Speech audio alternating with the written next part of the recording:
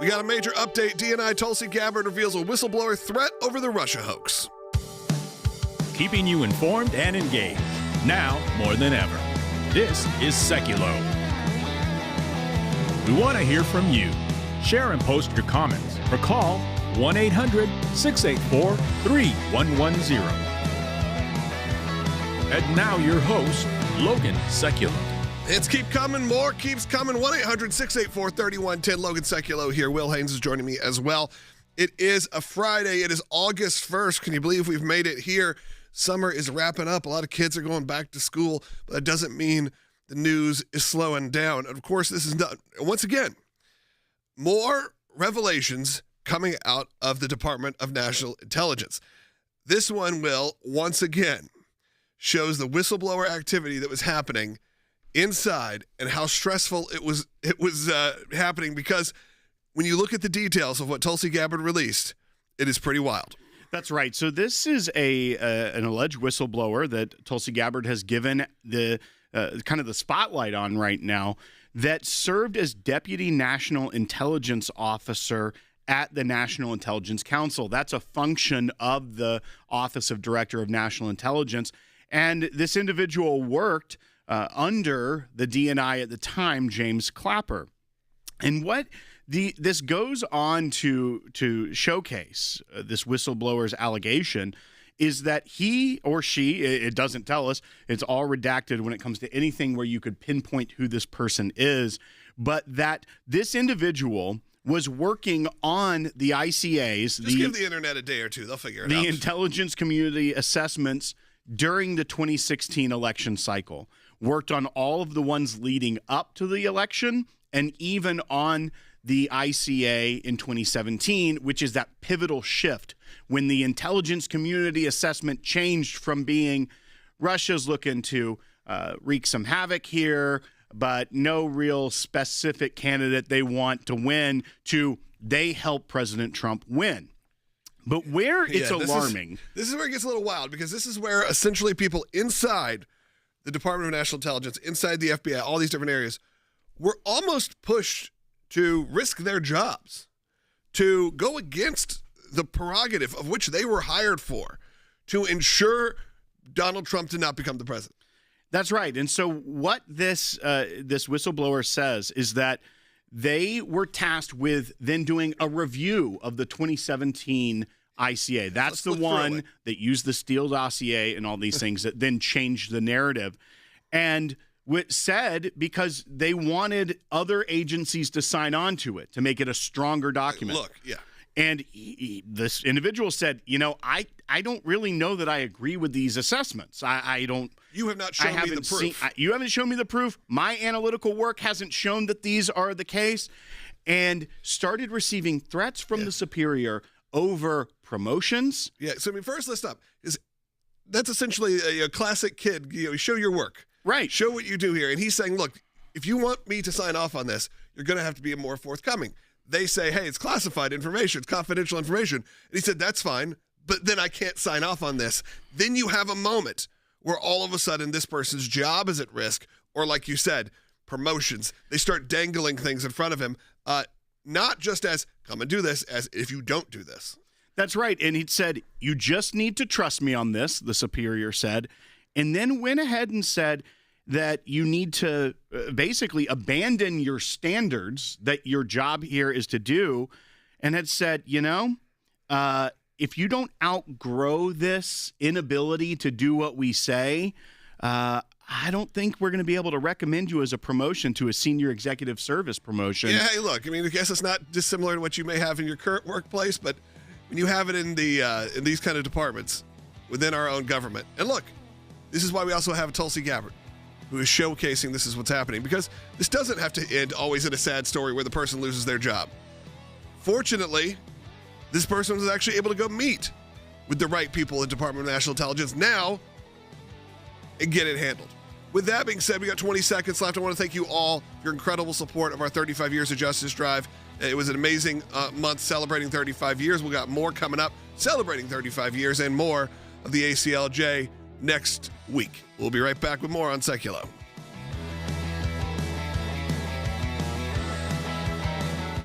Republicans assert the newly released annex to special counsel John Durham's report shows that the Clinton campaign sought to discredit then-candidate Trump in 2016 by tying him to Russia. The FBI was fully alerted to the possibility that at least some of the information it was receiving about the Trump campaign might have its origin either with the Clinton campaign or its supporters. Now, according to this annex, Leonard writes HRC, meaning Hillary Clinton, approved Julia's idea about Trump and Russian hackers hampering U.S. elections. This is further evidence that Hillary Clinton approved the Russia hoax against President Trump. Her campaign financed it.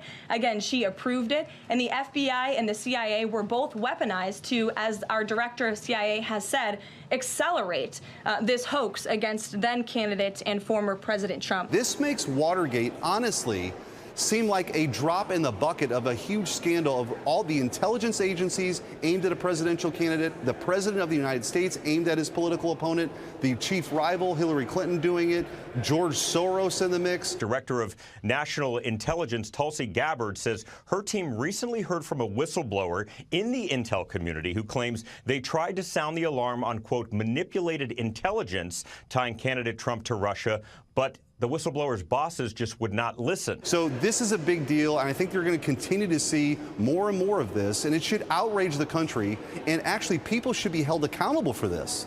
People should actually be held accountable for this. You can't have a constitutional republic, a democracy, when the people in charge then weaponize to this extent their chief political rival. And then what did we see later on when he tries to come back? They tried to put him in jail for the rest of his life. Now we know why they were so determined to make sure President Trump wouldn't return, because they knew they were going to reveal all of this stuff, and we're now seeing it.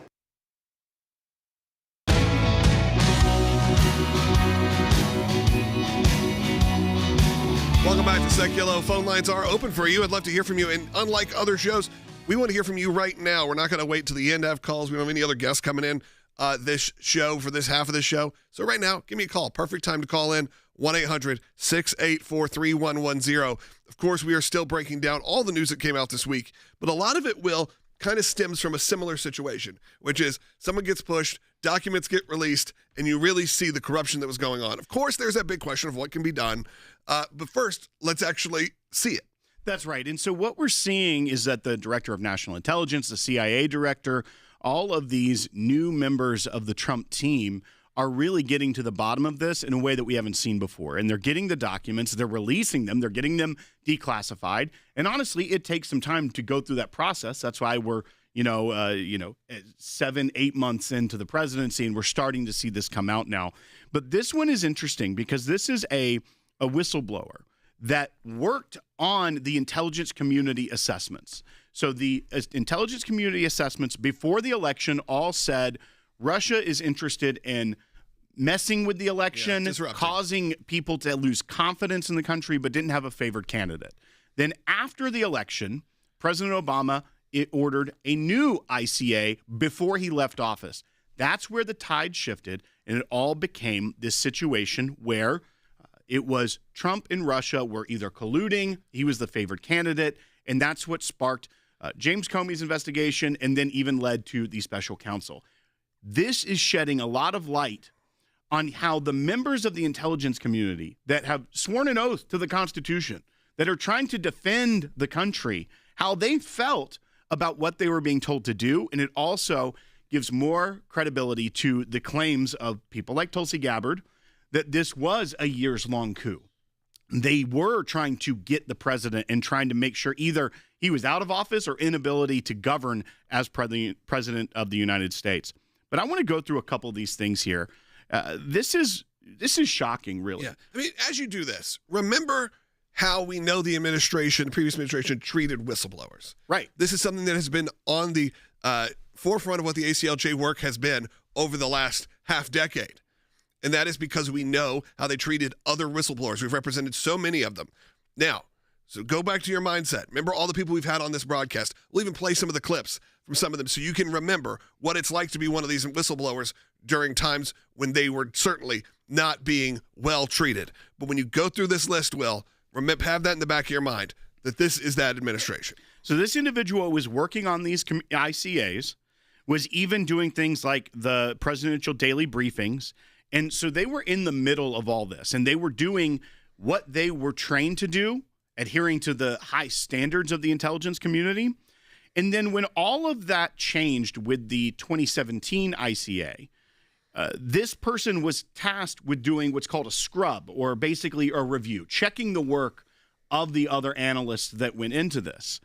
And when the individual looked at it, they said, you know what? I can't concur with all of these things. And they were told, no, listen, we need to get the Defense Intelligence Agency on board. We need to get the CIA. We need to get all these agencies to sign off on this so that we can really show this is what's going on. And this whistleblower didn't say, I won't agree with it. Right. He said, or she said, I don't have the evidence. You're not showing me the evidence here. If you have it, let me see it, and I will consider it. This isn't some radical on the other side, at least as far as we know. So this is some of the back and forth. This is over a period of time, obviously, but that is being told by this whistleblower to the DNI. It says that there's reporting you're not allowed to see. If you saw it, you would agree. So first trying to say, like, don't worry about it, just sign off on it. The individual that's the whistleblower said that, yeah, there's actually parts of that I agree with, but I need to review the other stuff to be able to make this conclusion. Then another statement, the superior said, hey, isn't it possible Putin had something on Trump, to try to blackmail or coerce him? Doesn't that sound a lot like it just rings true from the CIA Director Brennan? But then this individual had a debate and just said, look, my own analysis, I'm not going to alter. I'm not going to lower my integrity just to do what you want here. And this individual learned that the Steele dossier was a major part of it by accident. They weren't supposed to know that, but then started questioning that, found out that James Comey was the one who put the Steele dossier in this ICA at the last minute. But then here's where it also gets down. They keep going back and forth and saying, listen, I'm not going to compromise my standards and the intelligence community just because you want to get to a conclusion. You have a political agenda. The superior said, you need to trust me on this.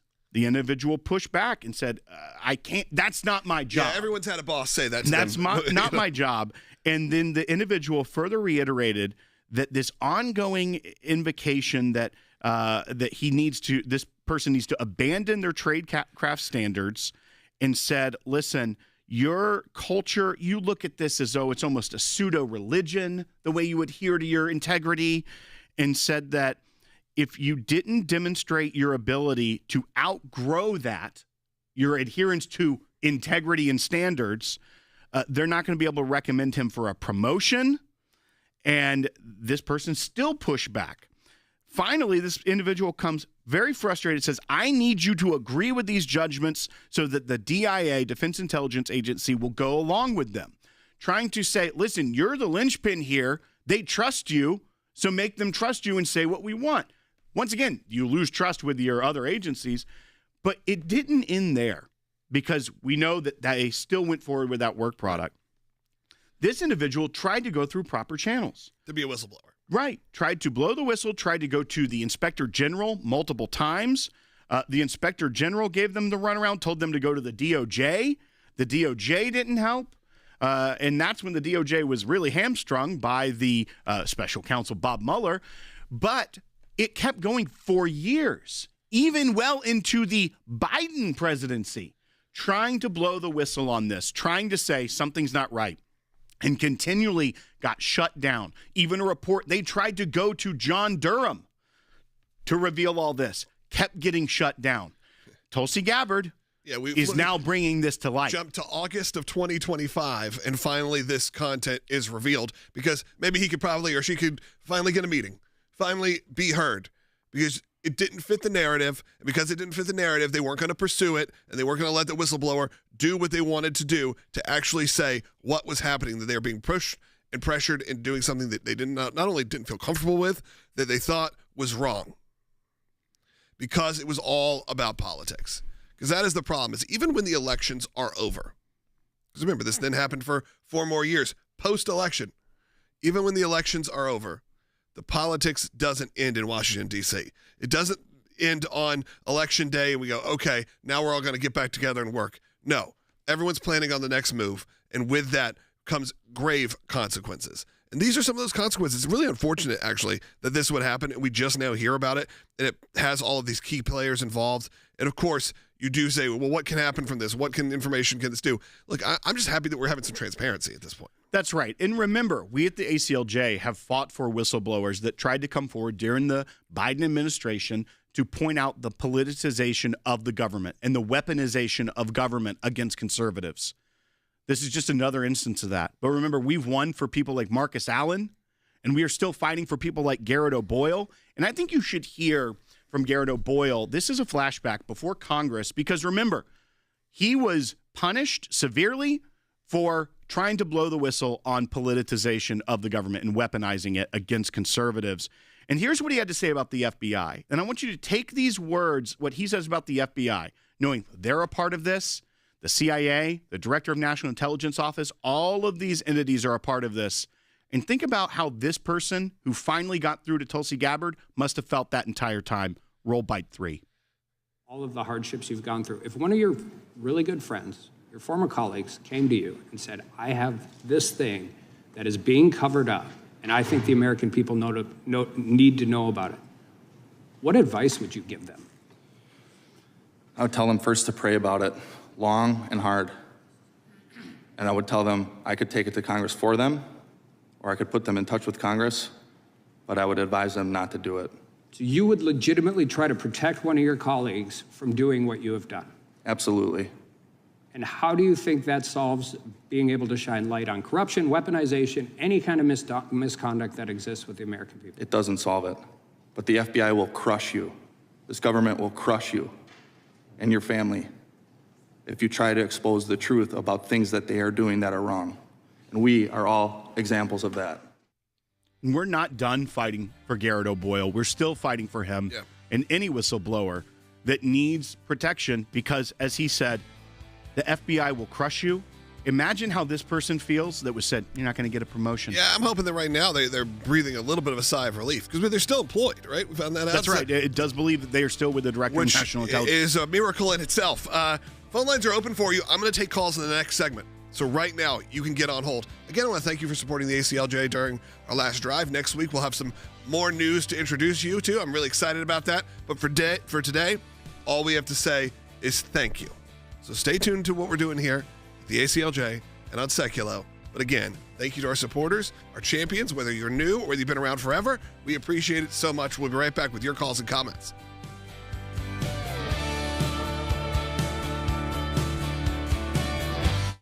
Kamala Harris appeared on The Late Show with Stephen Colbert last night and explained why she thinks the American political system is broken. This was her first interview since losing the November election to President Trump. Harris made headlines already this week when she said she will not be running for California governor in 2026. Here she is explaining that move. Recently, I made the decision that for now, I don't want to go back in the system. I think it's broken. Our systems would be strong enough to defend our most fundamental principles. And I think right now that they're not as strong as they need to be, and I just don't want to, for now, I don't want to go back in the system. I want to travel the country, I want to listen to people, I want to talk with people, and I don't want it to be transactional where I'm asking for their vote. What they did while they were in this last administration was without a doubt one of the worst administrations in American history. And you're spot on, Sean. From men and female sports to keeping the border completely and totally wide open, this country was at a breaking point. This is an exclusive for the Stephen Colbert Show. But the Supreme Court basically gave whoever would be president, when I was in the campaign, I talked about immunity. Immunity. We talked about that. So we're not surprised what the Supreme Court is doing, and God thank those members of the court who write brilliant dissents and remind us of what the democracy and the rule of law is supposed to be. Kamala on Colbert was like watching the Hindenburg land on the Titanic because Kamala blew through $1.5 billion in those 107 days, and she got smoked by Donald Trump, and Colbert loses $40 million a year for his network just to have tedious late-night therapy session for Democrats, and he'll be gone soon now as well. So Kamala and Colbert, maybe that's a future podcast.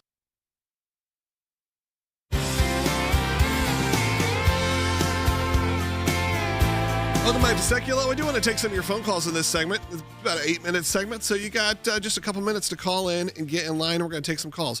Let's kick it off with Ronald, who's calling in South Carolina, watching on Rumble, one of our favorite free speech platforms. Go ahead, Ronald. Yes, thanks for taking my call. Just to comment on all the stuff that is literally being drawn out now in this administration, and that is the tie-in with Hillary Clinton and all of everyone that she's associated with. And I say this, that if they cannot, if Obama and Biden have that immunity status, then everything and everyone below that should be criminally charged who's involved in this thing. And I think one of the main things of their hatred for Trump was the fact that Trump was literally started out as a non-politician that did more in his administration than all the career politicians were able to muster, and they just could not keep up with him. And they were embarrassed by him because of his progressive progress. Ronald, so back to the first question about Hillary Clinton. Here's where, obviously, this is in the hands of the DOJ. The more we get from Tulsi, the more we see the truth. That's extremely important, and we're going to analyze that. But once again, Tulsi Gabbard herself cannot charge someone with a crime. That's up to the DOJ. She sent that criminal referral over specifically about people within the intel community, John Brennan, James Clapper, James Comey. But to the Hillary Clinton nexus on this is where the DOJ's investigation is important, because the fact of her signing off on a political dirty trick is not in and of itself a criminal act, right? So how every campaign and every politician in the history of America telling a lie about your opponent would have to be in prison at this point, because that's unfortunately our political game is not really built on truth. On truth and honesty. Maybe at best you can say they stretch the truth to the point of being unrecognizable. Right. So I would say, and I don't want to sound like a Hillary Clinton apologist here, but as far as the criminal exposure for her on this specific angle, who knows what the DOJ finds. But what we really do see is that there were people within the government that were taking things they knew to be false, taking things they knew the Russians had already seen and knew to be false in a made-up story, and deciding, here's how we can affect the country. Here's how we can hamstring an elected president. Here's how we can make sure this president doesn't do anything. And that is very dangerous to the democracy. I don't like that the campaign of Hillary Clinton was doing that. But as far as what we know, we don't know how coordinated it was with these agencies and things, if they covered their tracks or not. So that's the real question. It doesn't feel like it, because one of the things that's the most alarming is the amount of people involved in this whole thing that said, this is the dossier, is no credibility. This is an issue. I'm not going to do it because I don't agree with your findings. I think this is political bias. You can't listen to this. This is Russian disinformation. It's not like it's Russian information that the American people, including those in the government, fell for. They knew it wasn't true, but they gave them a source to then pretend they thought it was true. It's almost like they read that stuff from the Dutch got from the Russians that was explaining what Hillary was going to do. Yeah. And we're like, kind of a good idea. Yeah. What if we run with it? Yeah. So it's almost like they took cues from the Clinton campaign via Russia, which almost sounds more like Russian collusion than what they accused President Trump of doing by using their intel to say, we're going to run with that plan. What do you think? Phone lines are open for you. I'd love to hear from you. We only got about 4 minutes left in this segment. That is the time you're going to be heard. So give us a call here right now, 1-800-684-3110. I did want to address our YouTube audience, which is growing right now pretty substantially. We're at 511,000 subscribers and millions that watch each week. And the reason that you say, well, Logan, why do you only have 511,000 subscribers? We got millions of people watching each week. It's because about half the people don't subscribe. So I'm looking at you. If you're brand new, and I know a lot of you are, if you look at the back end of our analytics, you can kind of see that about 50% of the people that watch this show each and every day either have never seen us before or are not subscribing. And subscribing really does help. It's not just a vanity number. Hit that subscribe. And if you ring the bell and all that, get notified when we go live, because we go live each and every day from noon to 1 p.m. Eastern time, Monday through Friday. But then we're continually churning out new content and clips so you can then be armed with the truth to share those with your friends, especially those short form content that we put out. We'll take clips from this show and other things that we're doing and say you like, one topic specifically. It's hard to share 30 minutes or an hour worth of content.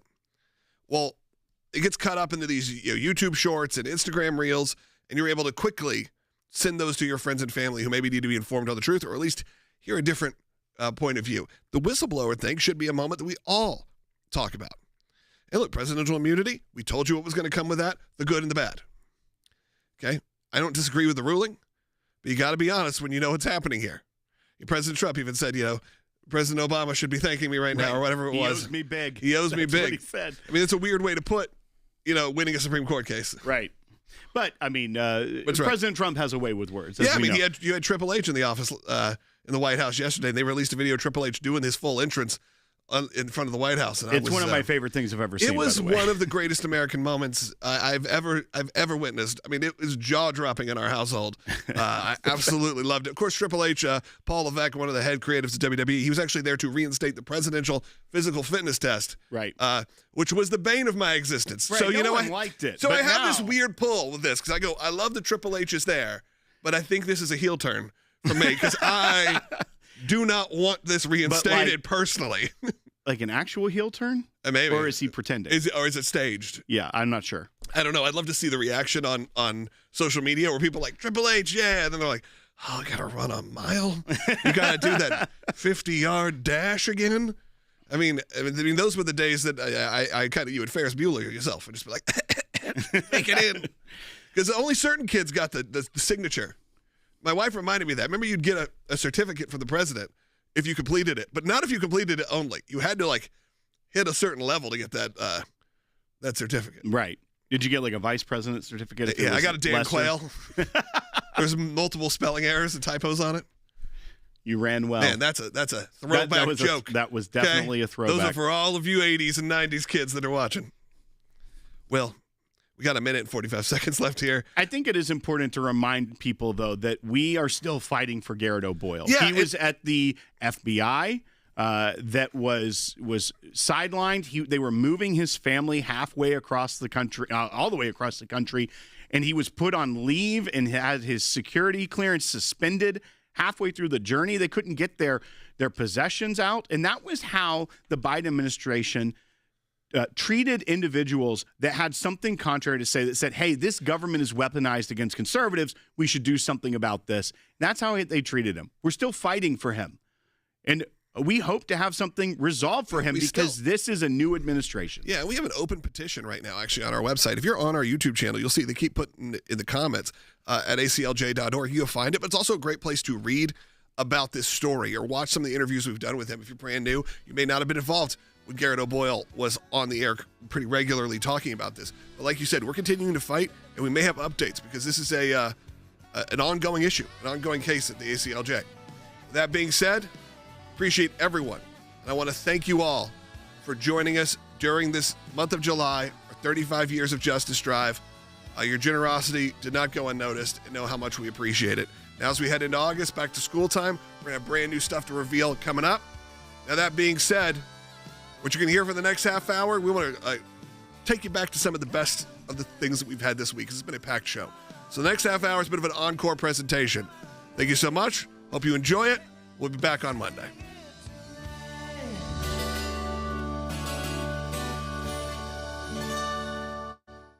Welcome to the all-new ACLJ app. Expert analysis and insight big tech can't censor. Customize your news and get real-time alerts on the issues you care about. Advocacy is now at your fingertips. Take action, make a difference. Support the causes you care about with just one tap. Be the first to know. Breaking news alerts sent straight to your inbox. Everything you need, all in one place. Stay informed, stay empowered, download today. We are so excited to announce the ACLJ's brand new app, completely redesigned to provide you with the best tools available to partner with us at the ACLJ.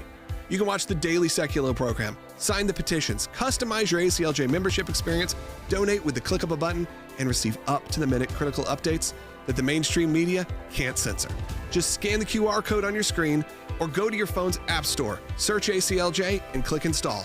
It's that simple. Keeping you informed and engaged, now more than ever. This is Sekulow.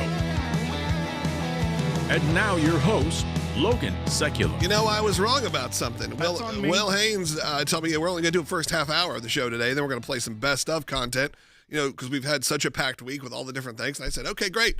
And one of the things you have to do legally, you know, because we're on terrestrial radio, is say, hey, we are not live for the next 30 minutes. But guess what? We're at least live for the next few minutes because, you know, someone gave me the wrong clock. But it's all right. It's okay. Well, I thought I was going to early start to my vacation. But no, here we are. I want to take a phone call because why not? Maggie's calling, who's an ACLJ champion. Maggie, we got a couple minutes. Go ahead. Well, thank you for taking my call, and God bless you all for all the work you've been doing. My question is, I've heard you say just shortly a time ago that Hillary's probably not going to be criminally held liable just because she planned a dirty trick on President Trump. We just said we haven't seen what directly they would go for with that, especially within the statute of limitations that would point to some criminal exposure there. But go ahead, Maggie. Just wanted to clarify that. Yeah. Okay. I'm glad you did. My question was, she sent her attorney, Michael Sussman, to take that dossier to the FBI to open up a false investigation against Donald Trump. And seems to me that if you send false evidence and some type of investigation that you know to be false, that there should be some criminal liability to that. So is that right or wrong? Well, and once again, Maggie, that's where we need to see how the DOJ interprets a lot of this and what exactly the way Michael Sussman. So for a reminder for people, he was someone that did take allegations of that Alpha Bank connection. That was a bank in Russia that they said had this direct line to Trump Tower. It was false. It was a part of the whole hoax. But he did take information to James Baker, who was the general counsel of the FBI, trying to get the FBI to add fuel to the fire, as the Soros Foundation individual said. So once again, now, Michael Sussman was indicted because he lied to the FBI. He told them he did not work for any campaign. He did work for Hillary Clinton. So he has already faced some criminal exposure. But whether or not the telling a lie and moving that to the FBI, whether that is seen as a part of the conspiracy, if they were coordinating with that, I think those are the type of things that the DOJ would have to suss out when it comes to Michael Sussman. But I felt that coming. We'll find out whether or not they can go down that path or what comes of this. Can't suss the Sussman. That is something I just don't feel like we have the ability to speak to. Who susses the Sussman? That's what I say. It's a graphic novel. I got it. All right. It's a good one. It is pretty good. Frank Miller. Hope that helps, Maggie. Frank Miller's, the Sussman. All right, we got a minute and a half Friday. now. It is Friday. We're headed on vacation, I guess, Will, because you said there's so much good. By vacation, I mean we'll be back Monday. By vacation, I mean the weekend. Like, normal people. You've heard that there's like Gen Z, I guess that's younger than us. That is younger than us, yeah. yes. They have discovered this thing called micro-retirement, and they had a big article about it. It's where every 12 to 24 months you take a week or two off work. Oh. But they're calling it micro-retirements, to which everyone else is like, oh, they discovered a vacation. Yeah. You're now taking a page out of their playbook and calling the weekend micro-vacation. Yeah, it's a tiny vacation. Yeah, just a small one. Just a small one. All right. We do it every week. Yeah. Well, I don't know. Not every week. That's we fair. got pretty busy lives. Look, we got a minute left in this segment. I'm going to tell you thank you, and I'm going to tell you the truth, which is the next 25 minutes is best of 25 minutes from this past week. Some great content you're not going to miss. We had great guests. We went over some great stuff that should be heard more than once. That's why we do that. It's not just because Will and I want to get out of work early. It's also because it's kind of sad. We put all this work into these shows, and then after, on the 24-hour cycle, they go away forever. So we want you to hear some of the best of the week. You can obviously take those clips, send them to your friends. And again, I want to thank you for joining us during that 35 years of Justice Drive. And next week, we'll be unveiling our next big one. You're going to enjoy it. We're going to have some fun in the next month of August as your kids go back to school. Sad summer's ending, but we're not going to stop there. With that, again, I want to thank you. Check out ACLJ.org. You'll learn more about this whistleblower information. There's a great treasure trove of information there. A lot of people are pointing back to President Trump, who is currently making deals, it feels like, now at the EU and now at the UK, having these big meetings, but also having these conversations about ending the war between Russia and Ukraine. That was obviously a campaign promise, thought to be something that could be wrapped up fairly quickly. He's even said he's disappointed in Putin for not being able to get this done faster, and he has shortened the deadline, which was supposed to be about 50 days, I believe. That's right. Now down to 10 or 15 days. At this moment, I want to get your thoughts as someone who has been so directly involved in everything that's been going on, whether it was the previous Trump administration or this one currently. He literally is involved in the details and watching things in real time. He adjusts. He doesn't make his policy and then walk away and hope for the best. He actually keeps adjusting when he sees the facts on the ground change. And I think what we're seeing is all sorts of different types of pressure on Russia. Sometimes it works, sometimes it doesn't. He's very focused, President Trump is very focused on making sure that we are doing things that will create a lasting peace, not just to punish, not just to reward, but to actually find ways to bring the parties to the table and make sure that there's peace. There's no question that this war, through years of Joe Biden ignoring Putin and allowing Vladimir Putin just to do whatever he wanted to do, is a deeply ingrained war that we've got to dig ourselves out of a hole. Remember, Donald Trump handed the Biden administration total peace, and what the Biden team handed back to President Trump was a total all-out war, multi-year war with massive death. And so we're trying to dig ourselves out of that hole. Thank God President Trump is reading it on a daily basis and responding in real time.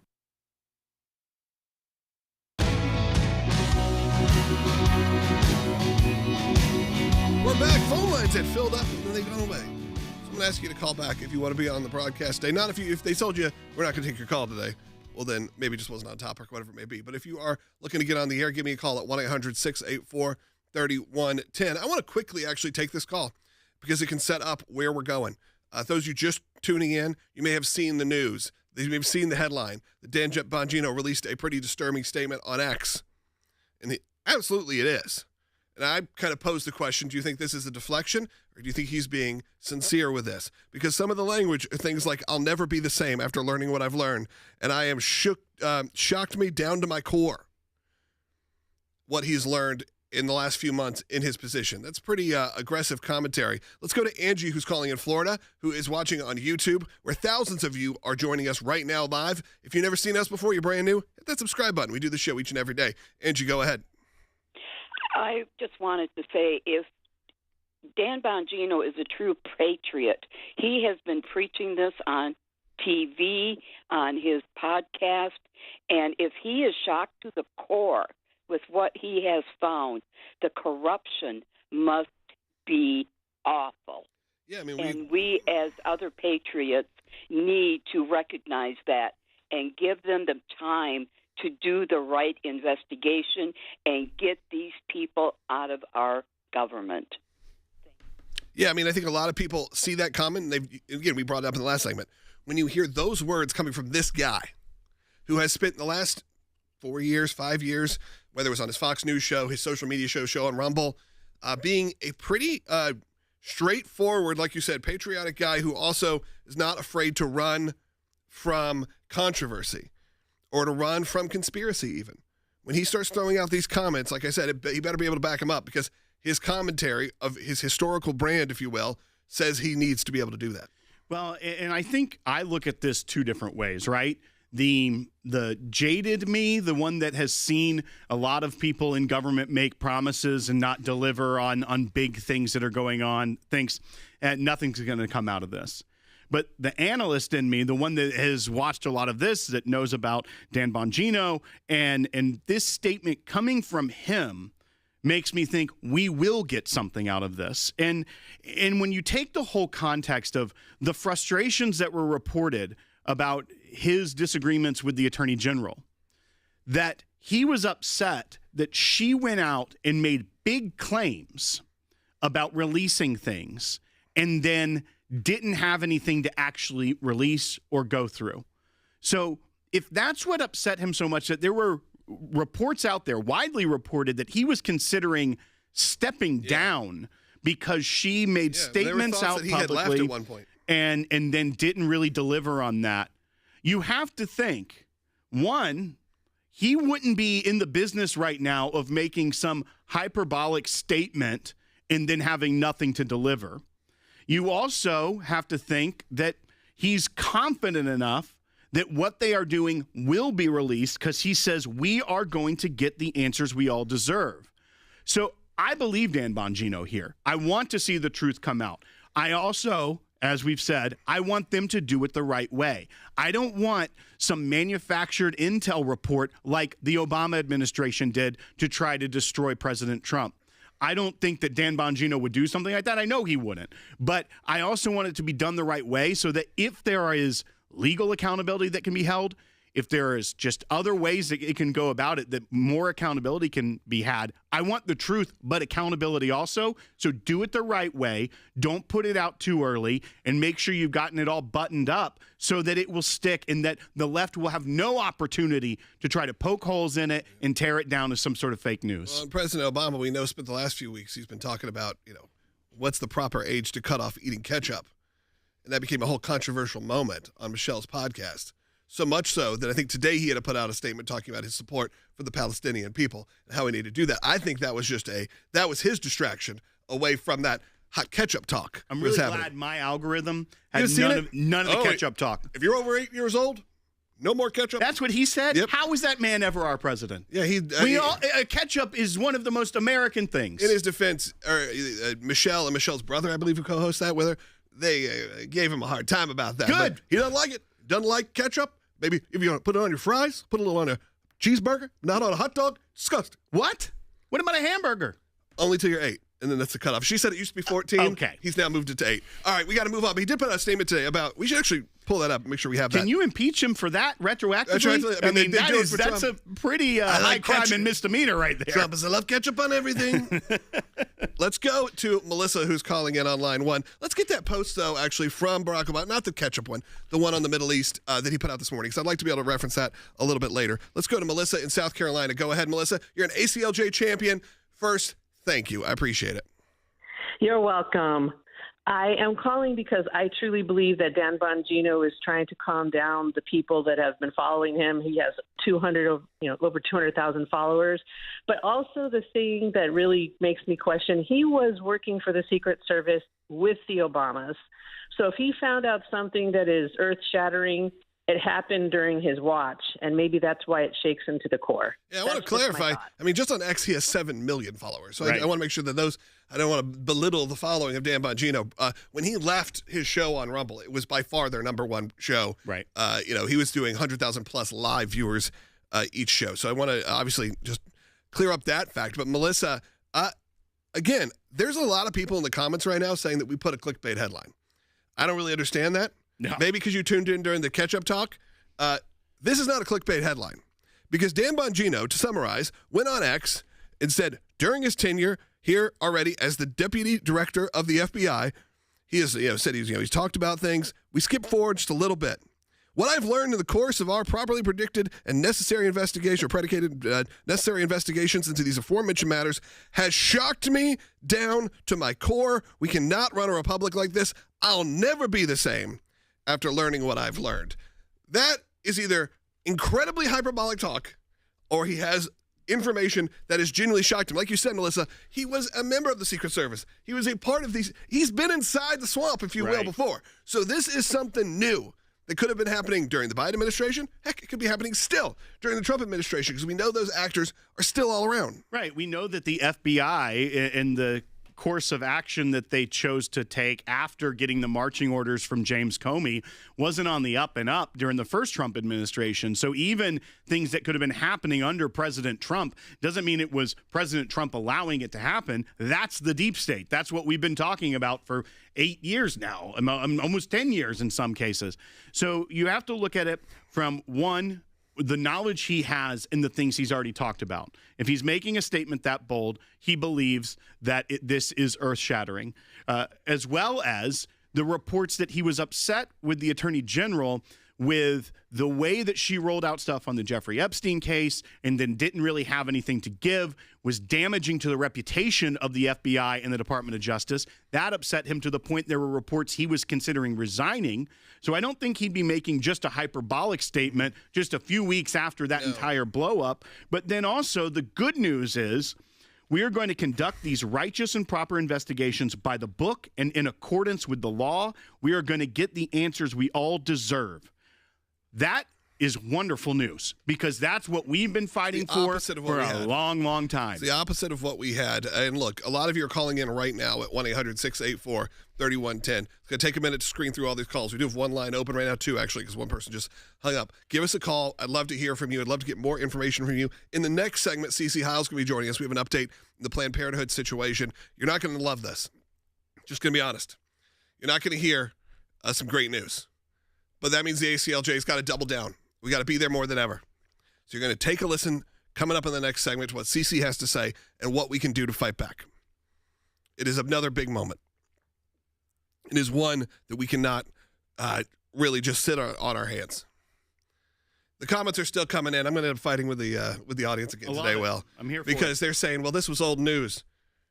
He posted this on Saturday, and I don't know if you know this. We don't have a show on Sunday, so... we didn't say breaking news. Shocking news. Did I say breaking? No. No, I don't think I did. So. I think I said in a shocking, disturbing. Right. Yeah, and it happened. And it was, for most people, yesterday. Right. So, I'm just going to throw that out there. One line's open for you, 1-800-684-3110. 3 days left. 3 days left in our 35 years of justice drive. And then in August, we have a brand new campaign for you that I'm excited to talk about as well. But we are really close to hitting our budget. Things are a little down this year with the economy, with everything that's going on in the world, with sort of the tariffs and the unsettling nature that's happening. It's really hard to have an organization run at full capacity when there are all these obstacles. So if you do have the financial means, this is a great way to do it because ACLJ supporters and champions are ready to unlock a pledged donation and match any donations that are made. So do that and do it right now. You can scan a QR code on your screen. You can go to aclj.org, any donations made. If you decide to become a champion, I've already heard a couple champions on the air today. All you have to do is opt in. Your first donation will unlock one of those double. Again, you're not getting charged double. That's someone else just saying, I'm going to donate whatever they donate. I'm going to match their donation. It only happens a few times a year that we're able to offer that. So I want you to do it right now. Go to aclj.org. Help us beat the month. We are so close, and we could do it with you to help us just take us over the top. If you've already made your donation, if you can do more, do it. If not, make sure you're liking us and subscribing and doing all that because I'm looking at how people are watching us. Not all of you have seen us before. Hit that sub button. We'll be right back. The FBI once again caught spying on who? Catholic priests. This time, Catholic priests who just didn't want to divulge some details of the conversations they were having with parishioners. And we followed this. We filed FOIA requests. We got a lot of information out about this. We found out that it wasn't just one field office in Richmond that went rogue and decided, hey, let's target some Catholic churches while we're at it. Now we learned, even through our FOIA, that it went to multiple field offices, that this was a coordinated thing, and that they wanted to make this a national work product. That the FBI would be targeting Catholic churches.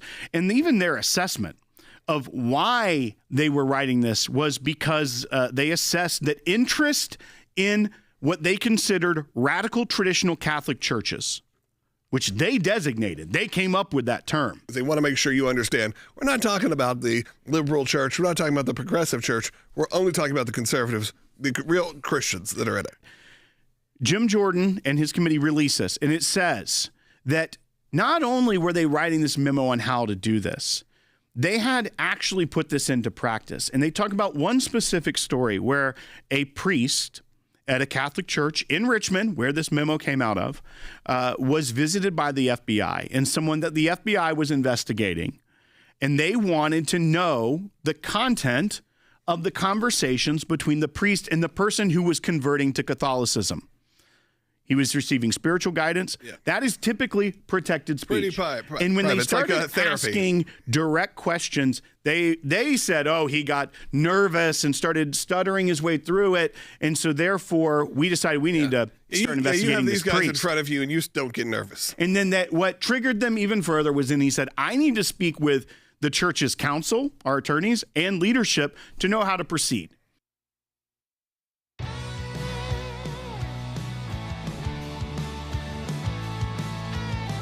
Welcome back to Sekulow. It's time to take your calls and comments. And you know what?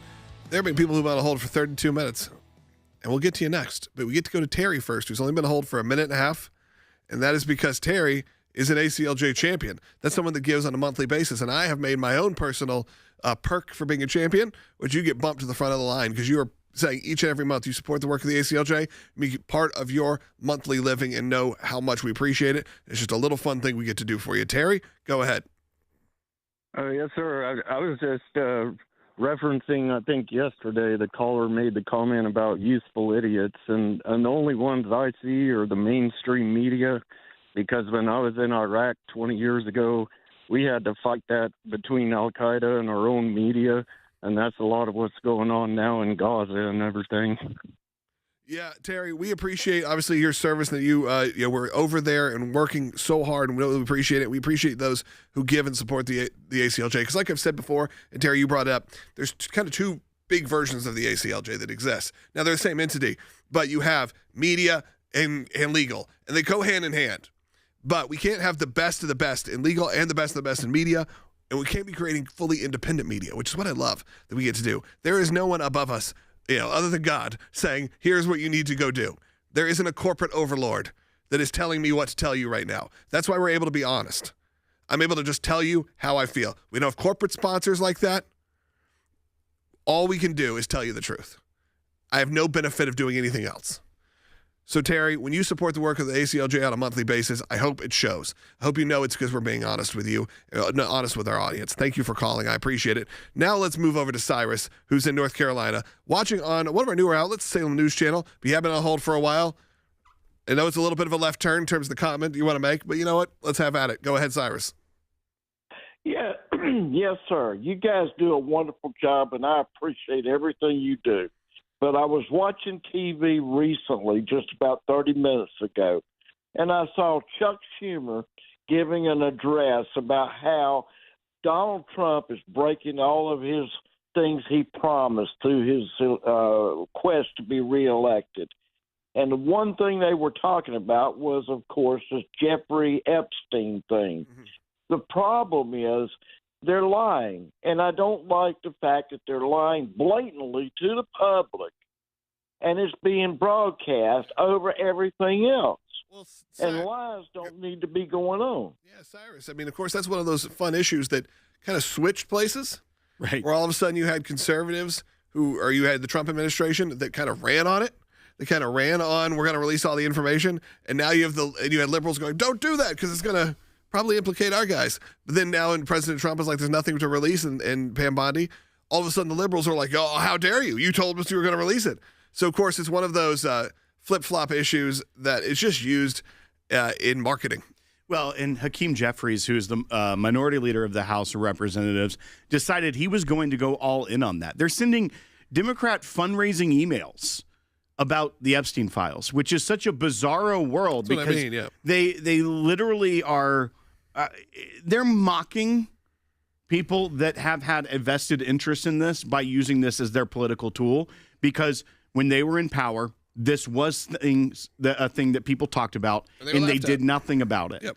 And now that there is movement and it's in the news, the fact that the New York Times and MSNBC and Washington Post are running headlines about the Jeffrey Epstein thing is so shocking. Later. Because it's like when people were saying, why won't the media cover this? They wouldn't touch it. But all of a sudden, now that they can hurt Trump, they're going to do it. It's that blatant.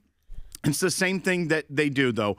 They use what they can to politically damage conservatives and President Trump, and they will continue to do it because that's what those institutions unfortunately have become. We got a couple more calls. Let's continue on. Ronald in South Carolina. If you do want to call in, this is probably your last chance. 1-800-684-3110. 1-800-684-3110. Ronald, South Carolina, watching on Rumble.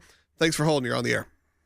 Yes, thanks for taking my call. Yes, it was just a comment that you had made to ask a question about what do we think about the Russian and the Ukraine war, and I believe that it would not have been a war if the Biden administration had kept the sanctions that Trump had made over the Nord Stream 2 pipeline. But now he's funding his war and literally holding Western Europe hostage because all the gloves have been taken off of Nord Stream 2 pipeline. And Russia literally... We know you listen frequently. We know you're very informed. You're exactly right. The fact of the matter is that Russia didn't invade Ukraine during the first Trump administration. They did invade Ukraine under President Obama. They did invade Ukraine under President Biden. Facts matter.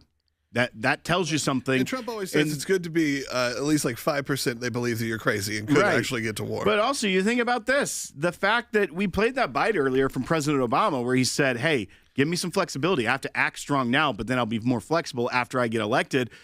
When Democrats accuse you of doing something, they're always projecting. And we saw the entire Russia collusion narrative that they cooked up that we've been talking about a lot over the last couple weeks because of all the new intel that's coming out. It's because they were the ones that were favorable to the Russians. That's when Russia would invade. That's when Russia all of a sudden could get the oil revenue again. The real people that were helping Russia, and I'm not saying colluding in any sort of way like that, but that were actually making the deals with Russia and doing things, putting forward policies that were favorable to the Russians, was not Republicans and President Trump. It was the Democrats the whole time. And big ketchup. Big ketchup. Yeah. He doesn't like it. Nope. Obama said after you're 8, he wants to ban it. That tells you everything you need to know because ketchup is an American treasure. Let's go quickly to Candy in Georgia because ketchup is Will's candy. Let's go ahead and go to Candy in Georgia. You're on the air. Hey there. Will might have just answered. I'm not sure. Since we did an illegal deal during Obama with Biden Ukraine, why are we helping Ukraine? Well, we got about 45 seconds. Well, I don't know that it was necessarily an illegal deal. Illegal in quotes, yeah. Right, but illegal, unethical. The biggest problem is that we are on the world stage. We're not necessarily supporting Ukraine in the fact of like they are. The way that the left made Ukraine being the perfect country for some reason. Where you're waving the flag. But I think what President Trump has always said is, I want these wars that are destabilizing to world order to end. I want people to stop dying, and that's something noble. And I think we should all agree that just killing for the sake of killing it should not be going on. No, absolutely. All right, that's going to do it for today's show. We only have a minute left, so I'm going to encourage you in this next minute to pray about, think about, and take a look at ACLJ.org. We offer so many free services, whether that's legal help for absolutely no cost. Understand that. When you become a client of the ACLJ, there's no cost to you. But that is because amazing people like you put your money where your mouth is and says, I'm going to stand up for the ACLJ because I believe in what they do. I like this show. I like the programming they offer. I like the blogs they offer.